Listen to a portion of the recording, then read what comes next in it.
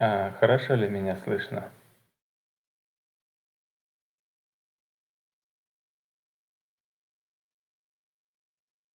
О, супер. Ам, так, тогда, Анна Михайловна, спасибо. Я освоился. Наверно, мы больше не будем вас отвлекать сегодня, надеюсь. Ам, так,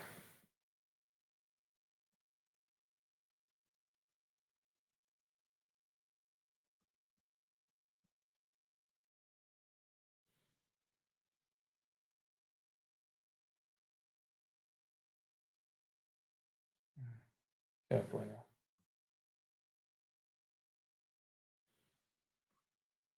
Так, если кто-то хочет выйти в эфир, то вы потом скажите мне. Я сейчас просто, пару секунд освоюсь, а, в этой программе, и мы начнем. Вопросы. Давайте я пока задам вопрос, из тех, которые мне нужны. Так, чтобы вы могли пока ответить.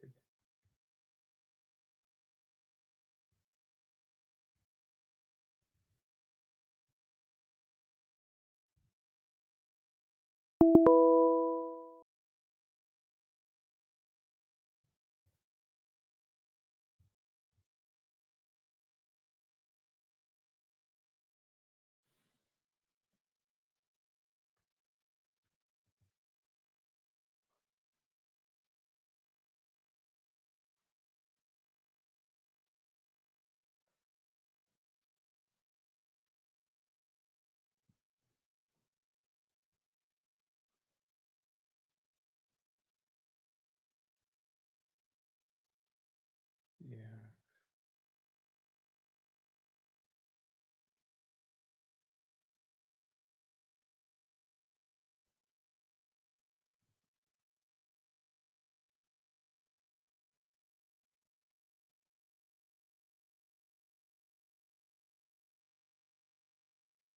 Да, у меня а, звук фонит. Не видно это сейчас. Сейчас я запущу слайды. Ам, у меня нет веб-камеры, к сожалению. Но я думаю, что вам не очень интересно смотреть на меня. Так, файлы.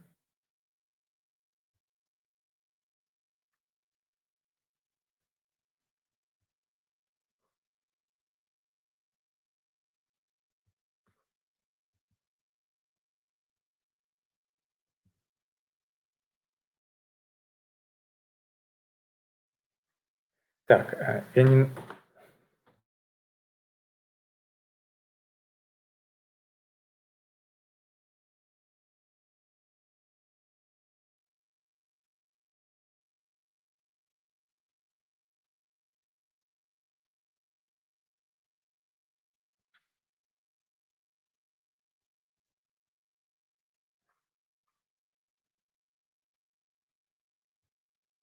так,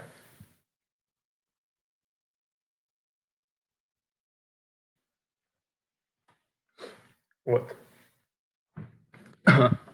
У нас появились слайды.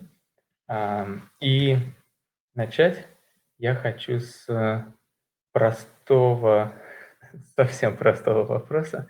Насколько вам комфортно, насколько вы хорошо владеете английским? А, Насколько вам легко будет воспринимать лекции, на английском? Буду ли я записывать лекции? Ну, давайте я попробую записать их. Почему нет?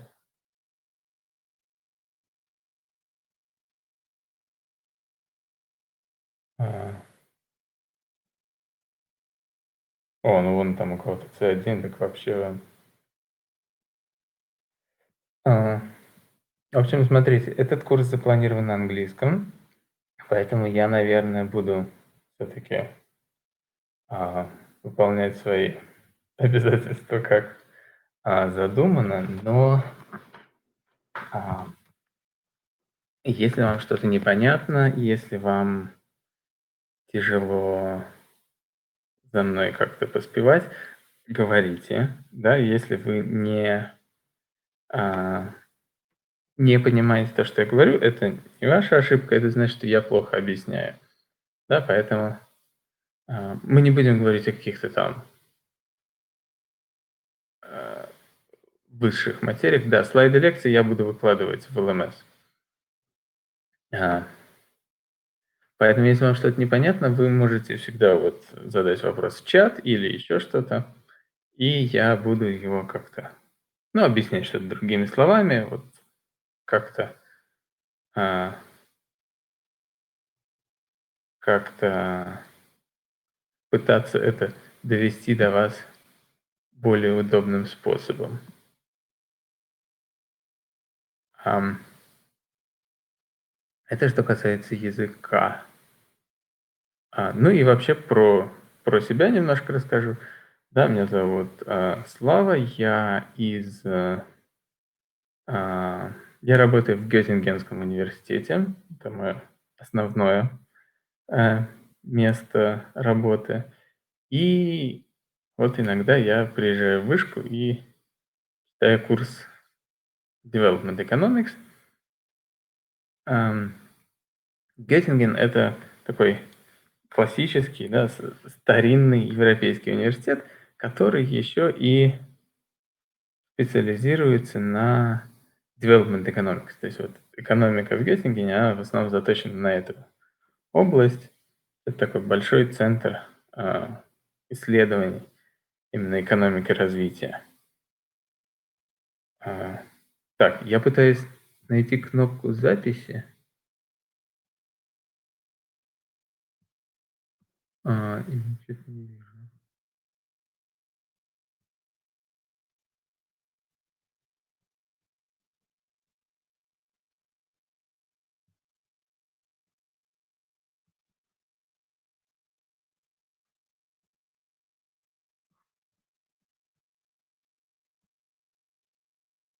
Так, а никто из вас не знает, как записывать лекции в этой штуке?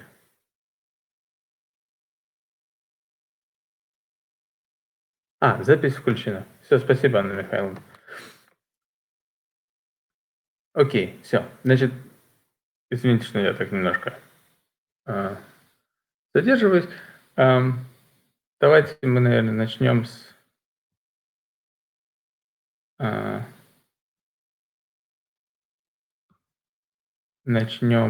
уже с наших непосредственных занятий. И поэтому мы сейчас с вами переключаемся на английский. Так, значит, so good morning, everyone, one more time. And today we start our development economics lecture series. So I'll tell you a bit about, in this set of slides, I'll tell you a bit about our course structure, and we'll have some brief introduction into econometrics. It's not the econometrics course or something. It's like some preliminaries and very, very simple essentials that you need to read the literature. Yeah, like if you want to read some scientific literature, you have to understand very, very simple econometrical concepts. Yeah, I can't even call it like any more serious, just like very brief intro. First, this is our course structure. So we'll have, on top of what we have today, this is already like you kind of already inside this process. Besides today, we'll have also, if I understand correctly, 5 times lecture series of 2 lectures. Yeah, so like 5 times 2 times, as you can see. These will be our lectures. Unfortunately, I'm sorry for that. I have to, like, I had some dates when I couldn't teach, so that's why you have the timetable jumping sometimes. That's not very convenient, I understand. However, I think it's only one week when it's like a bit messy, then it's gonna be easier. These are lectures, yeah, like we all meet together online. We will also have tutorials. Tutorials are a bit fewer. Instead of 2 sessions per day, we'll have only 1, which is kind of easier for you. And the exact time depends on the group, so like you can find it in your schedule. This is our like timetable. That's easy.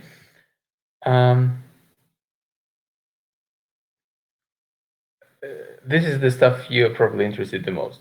This is the examination, the grades. As you know, yeah, like I can't come, unfortunately. So I can't supervise the exam, and generally I think it's in the spirit of this year that there'll be no exam. Yeah, so like no kind of one big exam when you come to the room and write, and this is your only grade. Yeah, no, we'll have like this a very complex procedure how to define your grades, and it will consist of no, today we won't have tests, because you see, like, it's 25%, so like normally like each test should be like around 5%, and 6 is hard to fit into 25. And of course you haven't studied anything yet, so it would be weird to have a test here. However, starting from the next session, yeah, like not next lecture, next session, so like next week or like over next week, so like the final exam is transformed into home assignment 3. So this is more or less how it happened.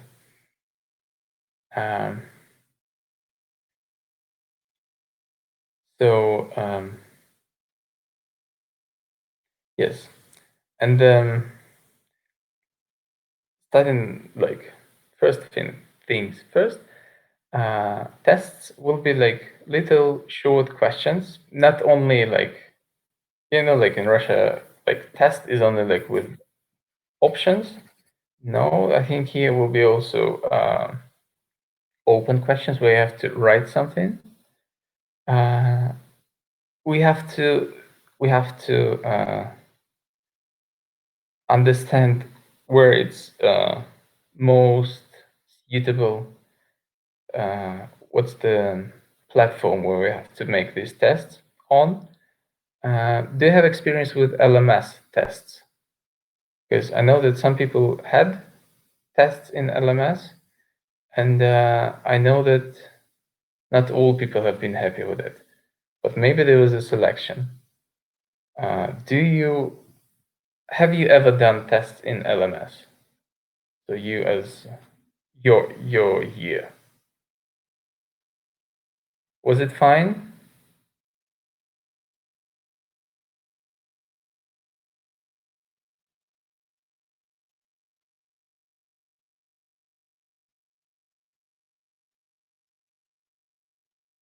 All right. All right. I think we'll try one more time. Like one time, we'll definitely try LMS, and then we'll see how it works. If it's kind of terrible, then we'll have to find another solution. Yeah.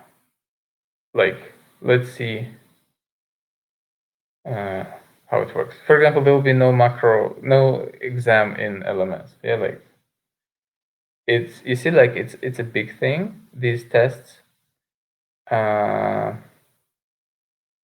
However, like given that it's like 5 times 5, so I hope like it will be easier. Plus, I think when we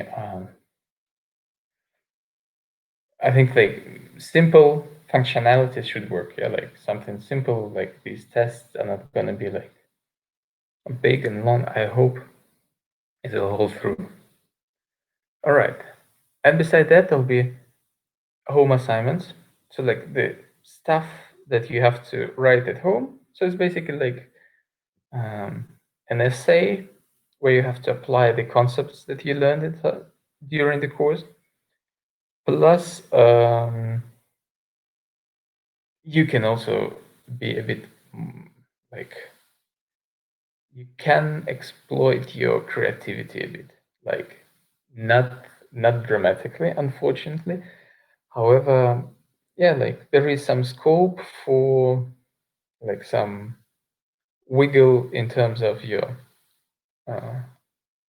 ability to show your skills, which I think should be interesting for you. It's definitely more interesting for me to see how you can present the results that you get or something.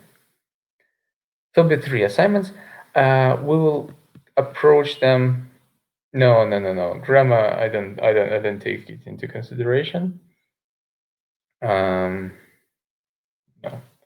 Of course, think only about it. Like I have to understand what you mean. Yeah, like, and that's basically it. Yeah, like I'm not a linguistics teacher, so I don't really care if there are some grammar mistakes. As long as I get what you mean, that's fine. You're well on track. Another thing that I kind of suggest you to do, yeah, like sometimes, for example, I understand there might be like a very stressful situation, and you can forget some, I don't know, like one particular word. Yeah, like it just disappears from your head. If this happens, don't worry, you can substitute it with Russian. Yeah, like also like don't overexploit this, please. However, sometimes you can substitute with Russian words, or what I also like signs.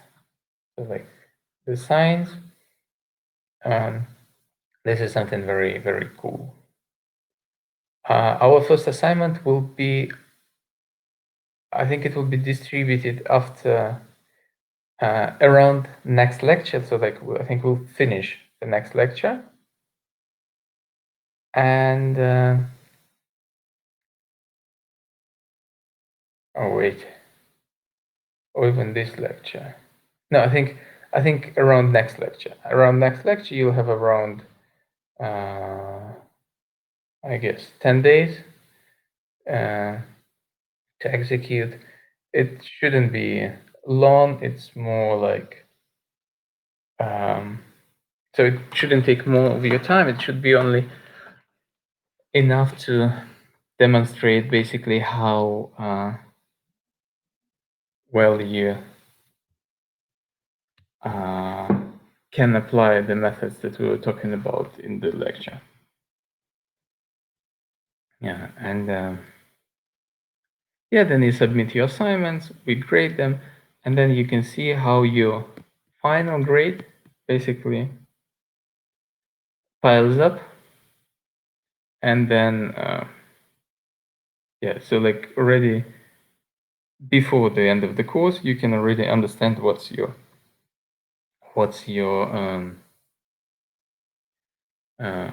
how your grade looks like. Yes, and the final thing is the seminar participation. It's basically to encourage your activity. So yeah, I will just give points to those people who are active. Yeah. Also, again, like in the meaningful sense here, like just don't over exploit it. However, yeah, you can get extra points for being active. All right. Is everything clear about examination so far?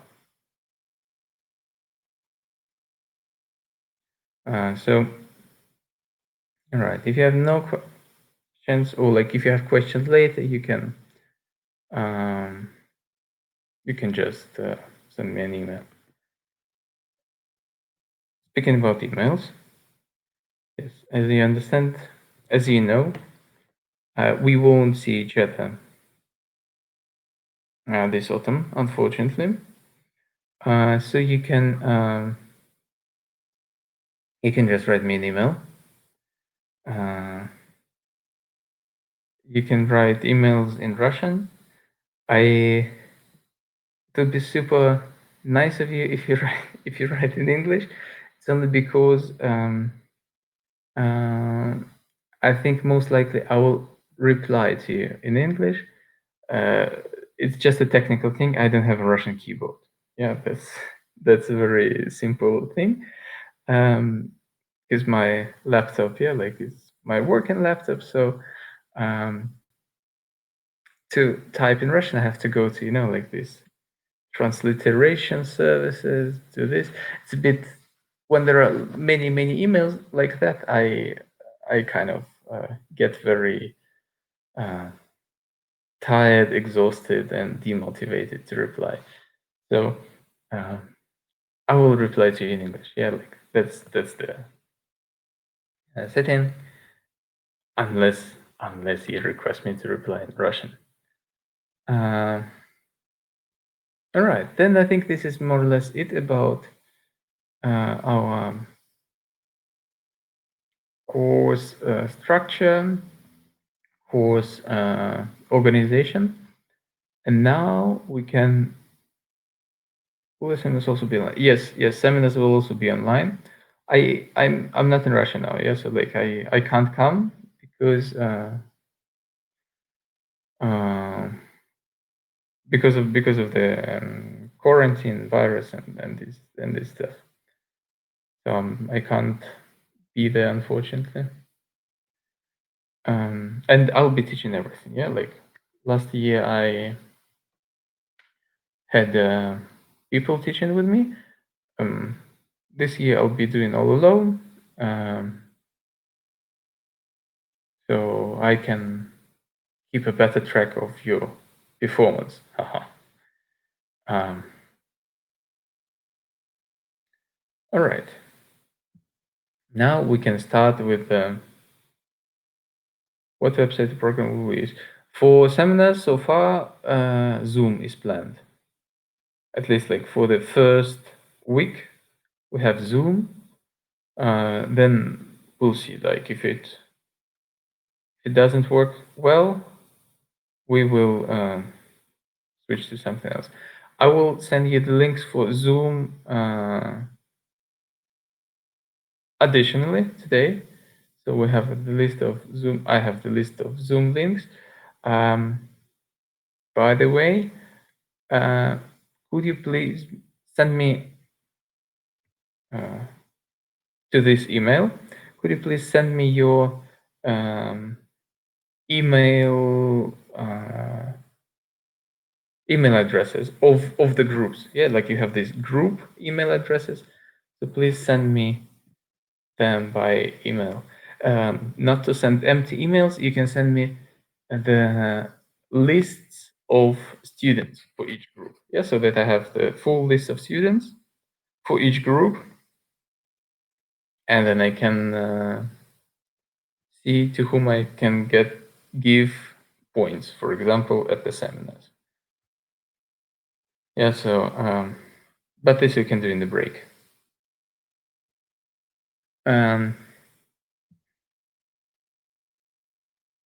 Right, we start with econometrics. However, as you see on the top, it's like very, very simple, basic econometrics. And in reality, it's not the real econometrics. It's something more like empirical methods. So I think you didn't have econometrics course yet, or do you have it now?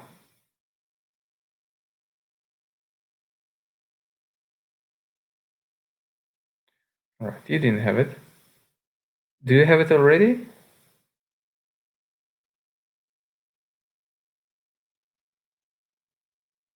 All right. All right, but that's okay. That's okay because what I'll tell you now is actually like a very simple, very simplified version. It's not even the version of statistics or econometrics. No, it's a very simplified concept of how empirics work. Why do we need it, and what do we have to care about? And normally, statisticians or like all mathematicians, you might have noticed here, like those are quite a strange crowd, uh, and they love their subject a lot, and they're very, very intolerant when people make simplifications here or try to explain things a bit differently. Um, Statistics is already like a good start, but like more advanced statistics like econometrics, as you will see now, econometrics is kind of a branch of statistics. Uh, so, uh, what I was talking about? Yeah, so econometricians are normally like understand the subject way better than I do, and they explain it much deeper, much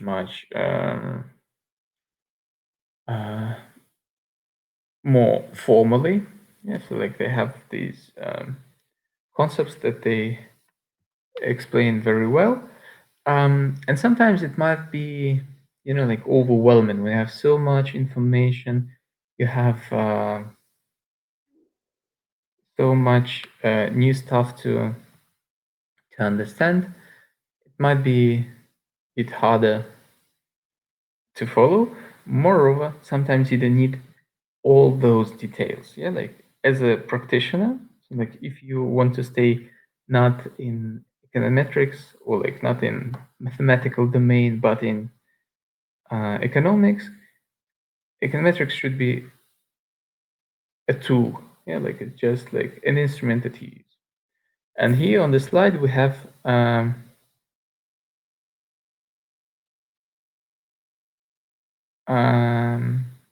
this quote from Wikipedia.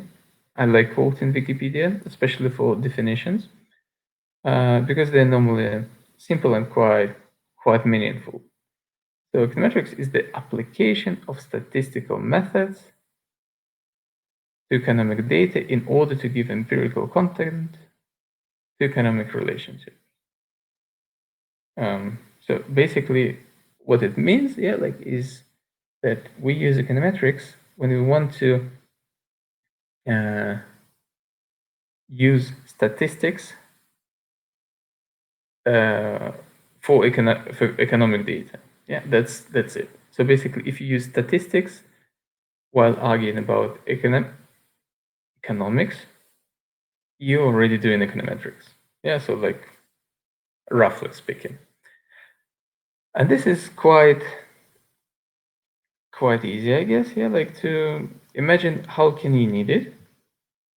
However, I've written down these cases when we might have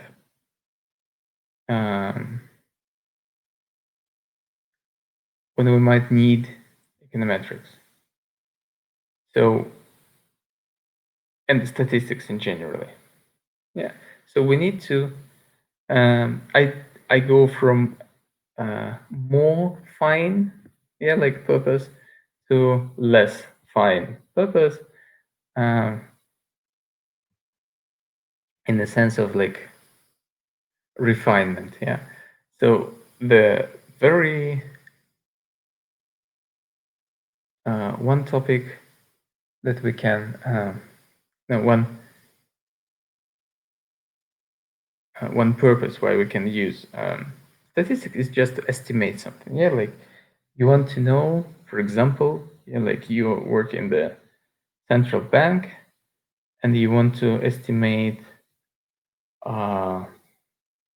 multipliers, like this multiplier effect. So basically you lower the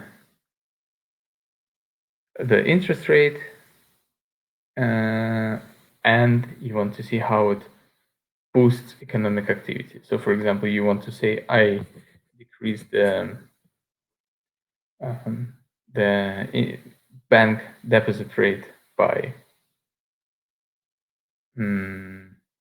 1%, and this results into flow of cash into the economy by 3%. Yeah, so like these are elasticities. So one translates into another, and you want to know the real number. Yeah, like you want to quantify it, and of course you have to use some methods. Yeah, and this is econometrics. What econometrics is for. This is one example. However, you can also care not so much about elasticity. Sometimes you want to evaluate the effect, so like we need the sign of the coefficient. So if it's plus or minus. For example, you want to know what's the effect. What's the effect of rainfall? So like how much rain you have per week on your crops, on your harvest. Yeah, so like on how many tons of wheat you get from your field. Yeah, this is like some practical thing. You could also think about elasticities, but first you need to understand the sign. Does more rain mean more crops, or does more rain mean less crops? Yeah, like because both situations are possible. Yeah, like sometimes it can be a flood. Yes, like everything goes into water, and of course you won't get any harvest from that. Yeah, so like sometimes you don't have any rain, everything dries out. So you want to find some relationship here, like if it's positive or negative in these given circumstances. And then we come to like a very simple, very basic, so to say, concept. We use econometrics, we use statistics to prove something, yeah, like to prove some statement that we need. Then this is basically the primary goal. Yes, like when we want to say that our statements are not just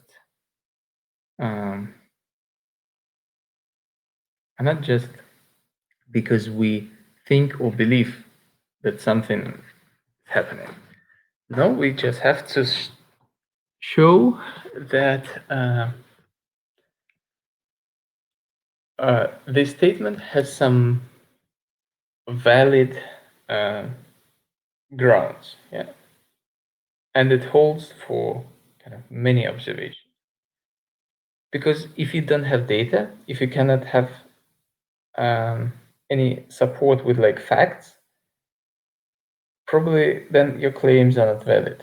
Yeah, so you have to use data to show that this this statement that you actually like proposing is the case. Yes, like, and it's not in any other way. Um,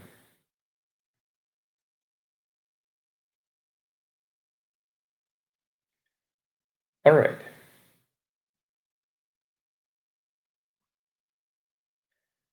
Yes, of course, not everything that we use, not everything that we say with statistics is valid.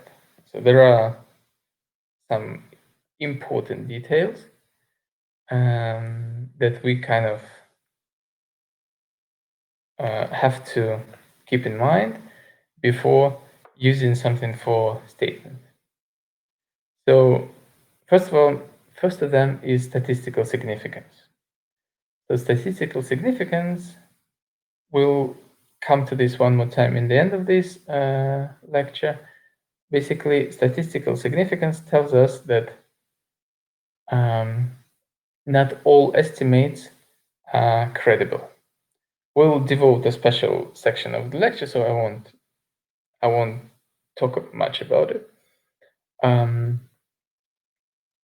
Another issue is selection. So, for example,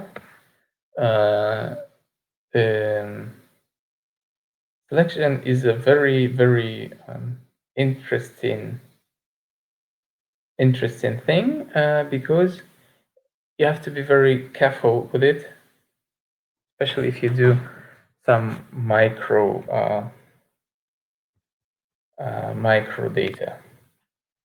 Because with the wrong selection, you can have very wrong and sometimes dangerous conclusions.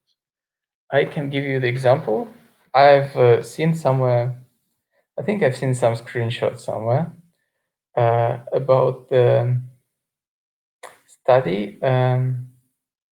It was a study conducted in Russia about the corona epidemics.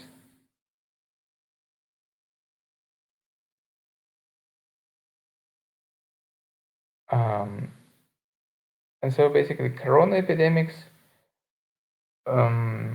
spurred, as you know, these talks about vaccination and basically people who don't believe in vaccines became more active now. Yeah, because actually we'll talk about vaccines in this course too, not about the corona vaccine.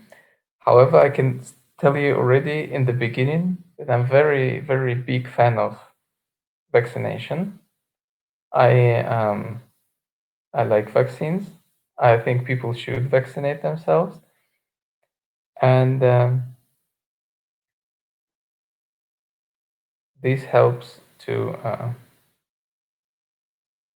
um, to to fight diseases. Oh, I have some fire bar rising. Is it because you also like vaccines, or it's like just some other thing? So basically, people like put this fire button when they like something. Am I right?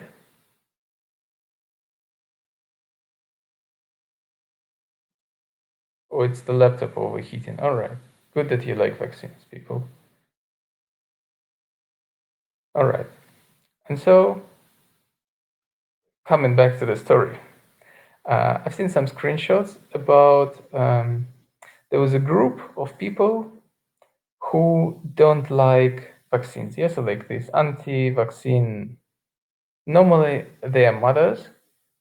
Unfortunately, they are mothers. Not that they are mothers and it's unfortunate. No, it's unfortunate that they're mothers and they don't believe into vaccines because their kids might suffer from that. Yeah, like if they don't get vaccines, yeah, like I don't know, poliomyelitis,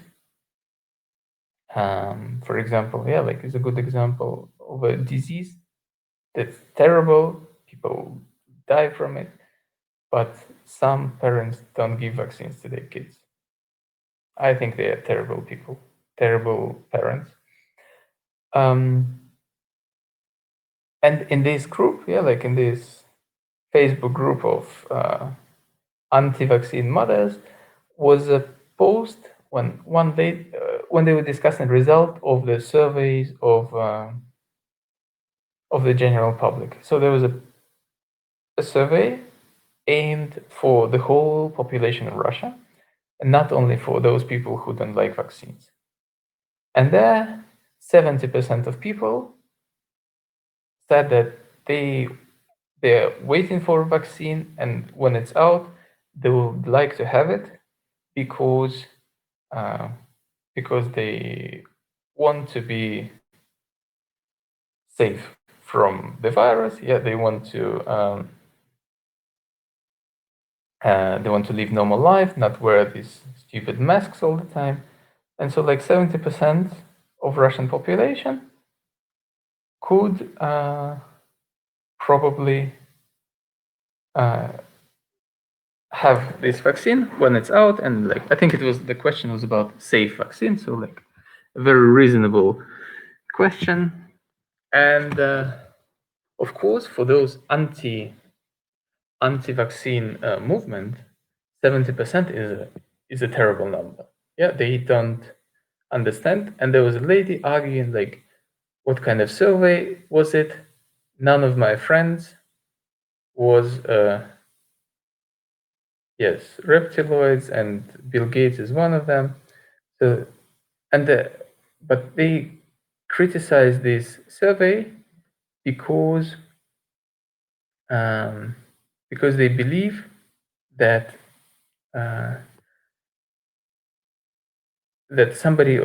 none of their friends was asked. That's why it's not a meaningful survey. Yeah, so like they said, like, how can you conduct a survey and speak for the whole nation if none of my friends was asked? And this is actually like a perfect illustration of this selection. Yeah, because we have general population, and we can be proud. We live in a country where most of people are reasonable, smart, thinking people. They like vaccines, electricity, and technology. No, we can't forbid them to reproduce. It's another extreme. We just have to educate them and tell them that they're not doing good things for their kids. So this is a perfect example of selection, because most of our population are people who know about technology. They know that they can protect themselves with vaccines and so on. And there is a minority which is like have the reasons to believe that vaccines are bad. However, it's a minority, and this is a group. Yeah, like they group together. And for example, when this lady argues that vaccines, none of her friends was asked, it's probably a clear illustration of selection, because she has friends who she probably even made in this group. Like, and these people already self-select them into a minority that doesn't appreciate vaccines. But it doesn't mean that the general population behaves like that, even though they personally don't know anyone who likes vaccines. Yeah, they all against it. However, they all agree that this is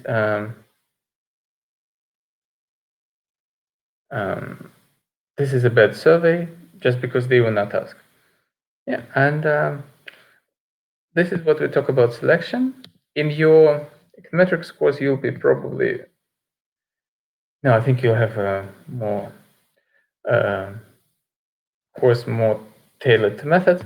You can give courses about selection, about how to do it properly, how to do weights, because sometimes you don't have to survey 140 something millions of people to have a representative information about Russian population. You just have to survey 1,000 or couple of thousands people and just weight their replies accordingly. Yeah, and actually good techniques allow to do this. Yeah, like we know how conduct surveys, representative surveys with a very low number of respondents.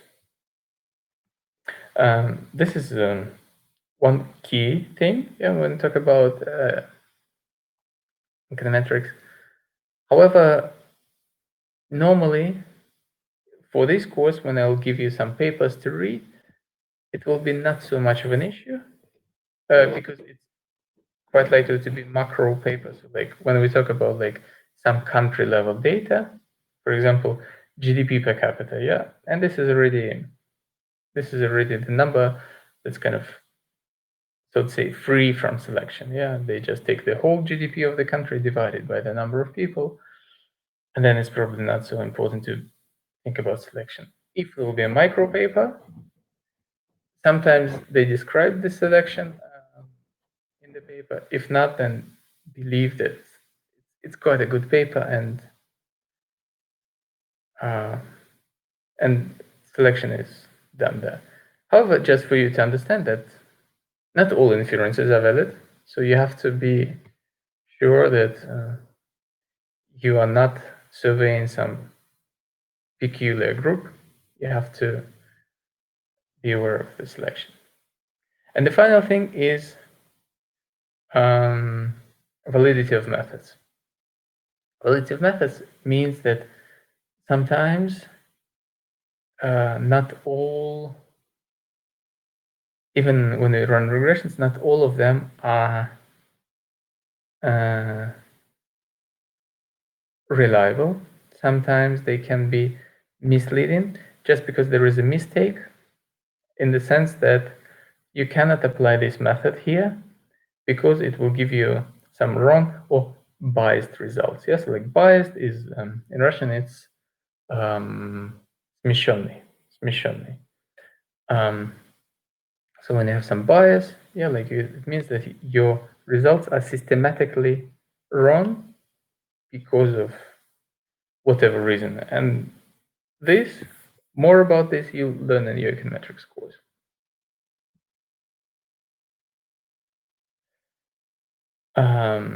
Now it's already, we move into more practical things, so like what methods do econometricians use? And normally we can start with a very simple basic statistics. Yeah, so for example, we can compare means, medians, minimums, maximums. This is already something. Yeah, like it's very simple thing. We can use these means to compare, and this gives us something quite interesting. For example, we can compare. We always do compare GDP per capita. And this is here done for to understand like the relative well-being of countries. Yeah, that's quite easy to do. And GDP per capita is an average. Yeah, it's a mean of income in a particular country. Yeah, and we compare them quite often, and this is kind of not a big surprise. However, if we compare, for example, raw means, yeah, like raw GDP per capita, maybe we ignore the fact that in some countries we have some people very poor, some people are very rich, and this is something that we have to take into account. Another thing is some numbers are very close to each other, so you can't really see much of the difference. For example, GDP of $6,000 per capita or 7. Yeah, like 6, 7 sounds sounds close. However, we have to make a statement if they are equal or almost equal, or if they're different. And for this reason, we run t-tests. The t-tests it's the test of means. It allows us to say if two means of two samples are equal, statistically different. So to say, so we don't say if they're equal, of course they're not, but we say like if the differences in these two means are important or not, if it's just, you can kind of neglect it. And the last thing is regressions. So this is something economists like, because we can estimate, we can understand the relationship between two variables. Yes, like so far we talked about like comparing variables between samples. Now we can, with the regression, we can run the proper tests to see if some statement is correct, or if it's or not. All right.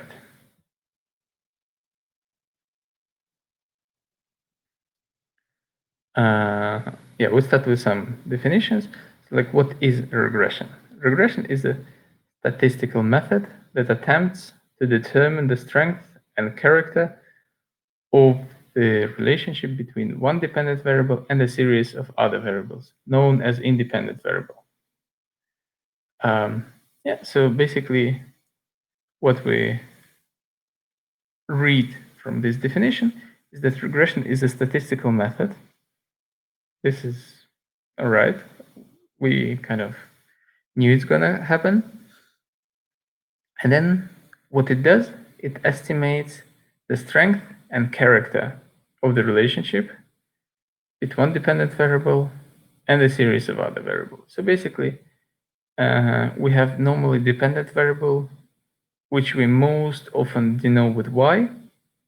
So like y letter stands for dependent variable, x is the independent variable. Yeah, this is the concept you know from school. And what regression does, not all of them, like very simple one, is they want to fit some function that explains, for example, this cloud of data. So here is the cloud of data. It's actually representative data. It's the data from Russian longitudinal multi. Oh, I forgot what M stands for. Survey. RLMS. Yeah, this is the very big data set which surveys people in Russia. And it has many questions about income, about health. And as I'm doing more health, this is on the y-axis, you have a BMI, so like body mass index. So it's the weight divided by height squared. And this is the age of people. And for example, let us say that we want to analyze the relationship between age and BMI. So how does BMI affect your education? Oh, sorry, education. No. Sorry. Rewind it a bit. Want to see how your age affects your BMI. That's it.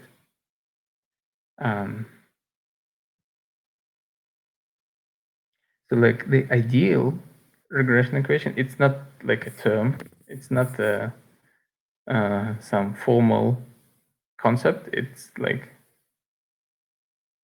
I made it up.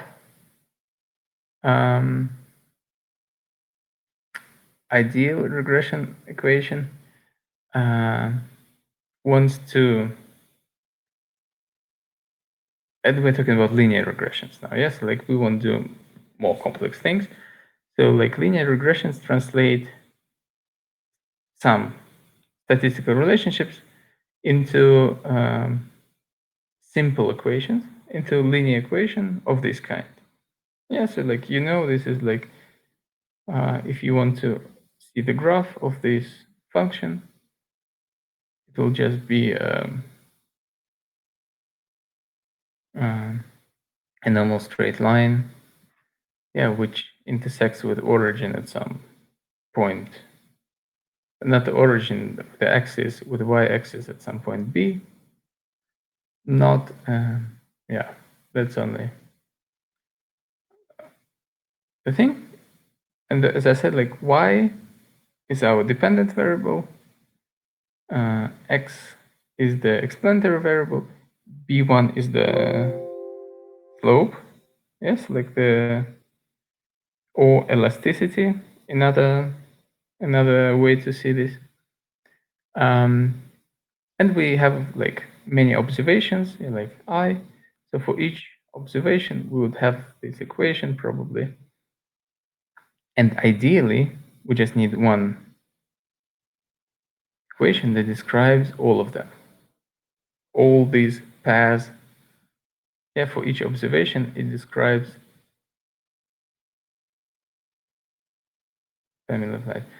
No, it represents actually one line. Yeah, so like these are just variables, these are not vectors. And you already see, yeah, that this is a good question. You see that this is probably something that we don't have it here. Yeah, like because we can fit many lines through these points, and this is something that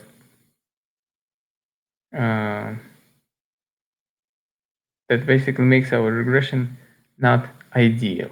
Yeah, so instead of like this simple equation, we need something else, and maybe we need to add another term, this epsilon is called the residual term. And you see, like for each observation I, we have a separate epsilon. So like residuals are separate for all observations. So like we have some general relationship and some residual. Yeah, so for example, let's go here. So for example, we fit line inside this cloud of data, and generally it describes something. However, we know that people deviate from this because, for example, age is not the only factor that determines your BMI. Yeah, like it's also like the diet, your lifestyle, your gender. There are many other aspects. So if we have only age, everything else, everything that is not age, goes into residual term. Yeah, this could be, as I said, yeah, like your diet, your lifestyle, and all those things, genetics, whatever you can think about. However, it doesn't mean that we have no relationship with age. Probably we have, and there is some general relationship. The only thing we have to understand which one of these lines fits the data the best. Yeah, so basically what we do during regressions, we basically have this line So like each line represents a particular beta 1. Yeah, so like it tells us that an additional number of an additional year of your age translates into some amount of BMI. Visually, how do you think, which line explains this cloud of data the best? The relationship between age and BMI. Oh, all right. Well, that's good. You have the good eye. Yeah, it's the red one. So basically, as I said,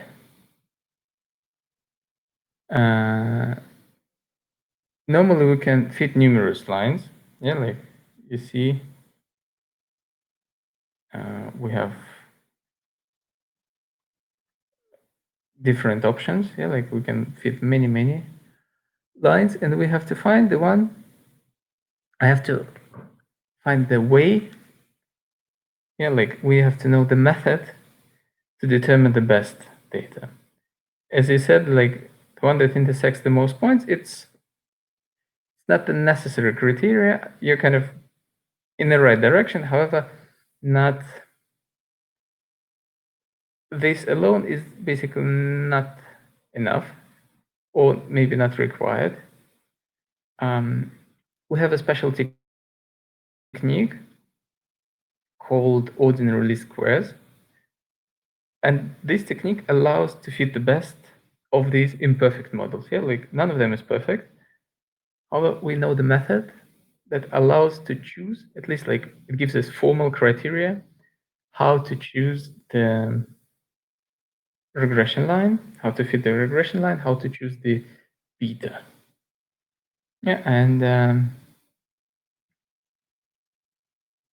yes, you all said that this is the red line. So this is what OLS told us. So this is how the true relationship looks like. And we see that, how can we interpret this? We interpret this by saying that an additional number of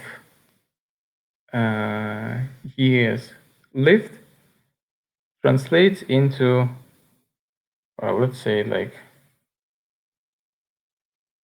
I'm making up the number, or let's say in 0.1 unit of BMI. Yes, like it means that like in 10 years, your BMI is gonna be higher by 1 unit in general. Yeah, like this is holds for our cloud of data, because you can always say like, for example, do you see my pointer? Do you see where I point? Or not? I think you don't see this. Yes. No, I have the pointer. And now do you see the pointer? All right. Thank you. For example, somebody can always say like, yeah, this story is not valid because like my grandfather, he is like 100 years old, and you see like his BMI is quite low. It's probably even below the mean. So this regression is not valid. No, the regression is still valid. The only thing that this is probably an outlier, and this could be driven by like many things. Maybe this person had very good genetics, or very good diet, or was living a very active lifestyle. We don't know. However, we see that this probably an exception. Or the same thing here. Like you have like, those are basically babies, and some of them might be quite quite big, yeah, like quite heavy for the height. All right, maybe it's genetics. Maybe it's just their parents are very eager to feed them. Yeah, like we don't know, but we cannot say that like it holds for all babies, because we see like that most of babies are here. And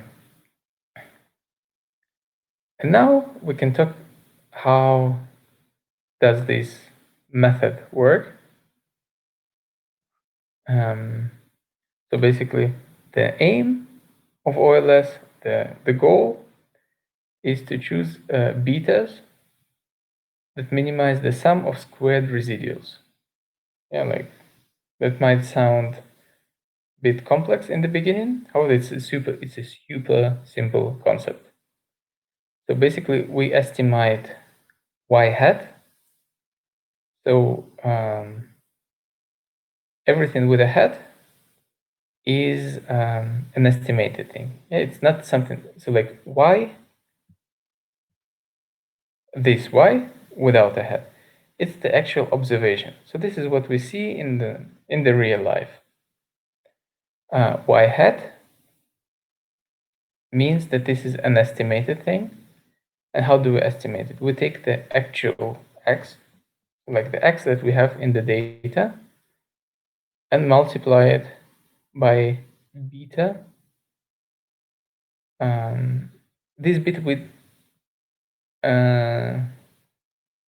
let's say, so far we just made it up. Yeah, like we said, like it's our hypothesis. We just take a beta. It's a hat, it means that it's like estimated. It's not the true beta. The true beta is like, like it's a sacred thing. So like if you're religious, yeah, it will be easier for you to understand. You'll just imagine that only God knows it and nobody else. Yeah, like it's some like like the highest wisdom. So basically God knows it and we mortals don't know it. However, we mortals are already quite smart. We even have vaccines. So we can estimate it. We can come up with some idea of this beta and can approach very, very closely to the real beta. We cannot be sure by 100%, because we will always have these outliers. Yeah, so like these outliers will always be there, and we cannot be sure if it's just because this point is an outlier, or, for example, maybe all other points are outliers, something is wrong with them, and only one point which has the true relationship holding. Yeah, like for example, imagine we have some very weird selection on this cloud of data. Yeah, like this is all like anti-vaccine forum somewhere. Yeah, like they all met to discuss the hate for vaccines. And there is only one person who came there by mistakes, and this person is kind of believes that if you vaccinate yourself, you're quite likely to avoid the disease, for example. Yeah, so we cannot be sure. So it's kind of a divine thing to be sure by 100%, but we can come very close. Our estimates can be quite close to the real one. So we estimate for each. You see, like I don't have I anymore. The subscript we turn into vectors. Yeah, like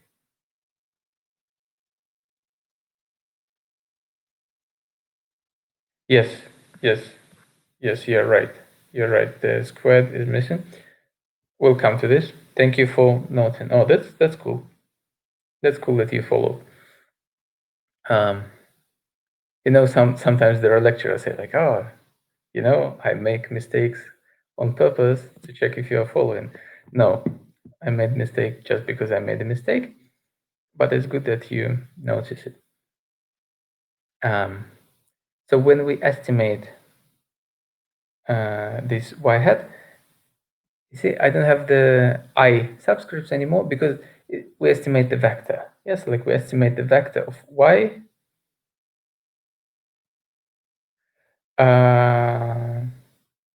I'll finish this and then I come to your question. So it's basically a row of y's, estimated y hats for each I, and this is like something that we have next to it. We have one single beta hat for all of them, but of course x's are also, it's also a vector. Yeah, so that's why we have this vector notation. So it's basically a row, like an Excel table, yeah, where they have the x, which is real, it's measured in the real world. You multiply all of these x's by one beta hat, and you get some estimated y hat. Speaking about selection, randomization is a very good technique to avoid selection. This is one of the major things that people do when they do surveys, for example. So because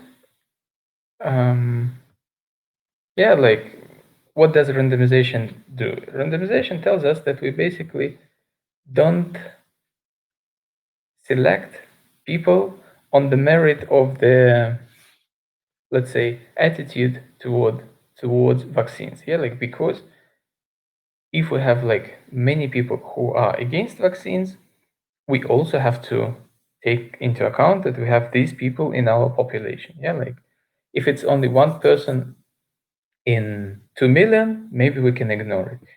If it's 10,000 people in 1 million, it's already not so negligible. We have to take them into account. And randomization allows us to basically, if it's properly done, it basically allows us to have all groups of people, yeah, without any selection on this thing. For example, this is why you cannot have the reliable surveys when they talk about, for example, politics in the internet. Yeah, like because, for example, when we, like younger people, read about something in the internet, yeah, and we express our political views, it's quite likely that the selection is very specific, and this is like kind of more liberal people, more just younger people who are, due to age, are kind of more open-minded and so on. And so maybe it's not very representative. However, we have still quite a big number of old people who have completely different political views, but they have no internet, or like they didn't like using internet. Yeah, like that's why you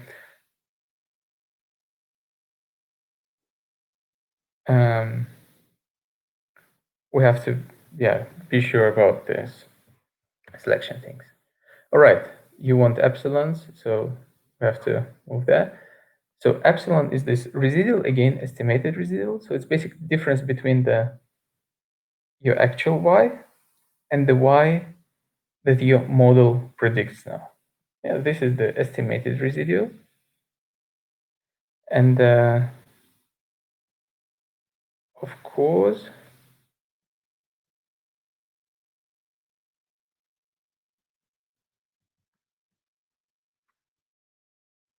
all right, I'm drawing. This is I just checked. How does it draw? Right, so it has to be hat, and it should be squared. Oh,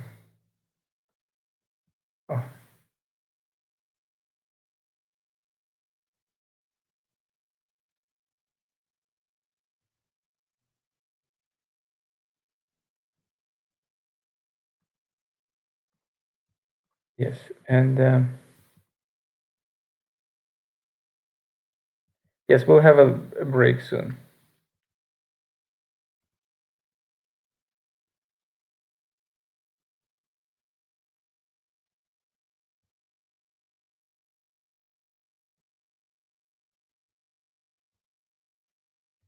Yes, that's how it looks like. So it's the squared. Sorry, it's a bit low. So we take these epsilons, epsilon hat, we square them first, and then we take a sum. The hat stands, no, it's not, it's just, we have to square epsilon hat. That's what hat stands for. I will upload the slides where it's corrected already. So when you have the slides kind of to revise, this will be like corrected there. So we take epsilon hats, square them, and sum all of them. Yeah, like for all n number of i's, we sum them, and we get some squared sum of residuals. Yeah, this sometimes you can see it's called SSR in statistics. And this is for one model, for one beta. And then, of course, we have to repeat it, steps 1, 2, 3, for all possible betas. And then we choose the one that yields the lowest sum of squared residuals. Yeah, that's easy. You just do it infinite amount of times. Yeah, like repeat it from minus infinity to infinity, and that's it. You can do it easily by hands. It will take you a whole life, and then you'll find the sum estimate of beta. Unfortunately, fortunately, no, that's a big fortune. We don't have to do it by hands. The software can do this for us. Moreover, the linear algebra methods can do this way easier. Even if you want to do it by hands, you can do this with like the linear algebra. And basically, when you divide matrices, you don't have to repeat it for many betas. The division of matrices gives you the result, the final result, quite easily. And then what you end up with is this beta hat that allows you to understand this relationship, or gives you an idea about the relationship.